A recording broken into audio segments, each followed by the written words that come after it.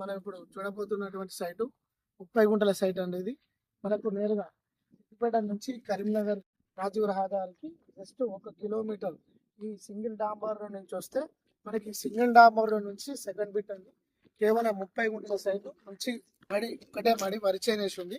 మనం ఇప్పుడు ఆ వరిచేను దగ్గరికి వెళ్తున్నాము.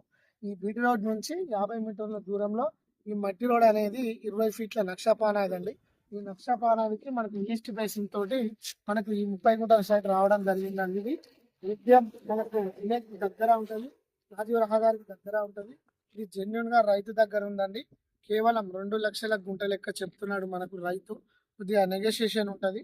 మనకు విలేజ్ టు విలేజ్ డాంబర్ రోడ్ నుంచి మనకు జస్ట్ 50 మీటర్ల దూరంలో మనకు ఈ వెస్ట్ ఫేసింగ్ తోటి ఈ 20 ఫీట్ల మట్టి రోడ్కి రావడం జరిగిందండి. మనము ఇప్పుడు సైడ్ దగ్గరికి వెళ్తున్నాం.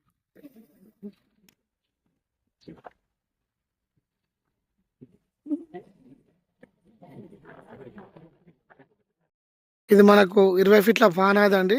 ఇది నక్షా మట్టి రోడ్డు. మనకు 2 సైడ్ రోడ్ ఉంటుందండి. మనకు నార్త్ కూడా కెనాల్ ఉంది. ఈ కెనాల్ రోడ్ ఇప్పుడు మనం చూస్తున్నాము. ఇది పెద్ద వరిమడి అండి. ఇది మంచిగా ఉంటుంది. స్క్వేర్ బిట్ రైతు దగ్గర ఉంది. గుంటకు 2 లక్షల రూపాయలు మాత్రమే చెప్తుండు. కరీంనగర్ హైవేకి మాత్రం జస్ట్ 1 కిలోమీటర్ దూరంలో మనకి సైట్ రావడం జరిగిందండి. ఇప్పుడు మనం దీనికి కాలువ వాటర్ కూడా వాడుకోవచ్చు. ఇప్పుడు మనం కాలువ చూస్తాము. ఇది కాలువ అండి. నిన్న మొన్న వాటర్ రావడం జరిగింది. మళ్ళీ 2 డేస్లో వస్తాయి వాటరు.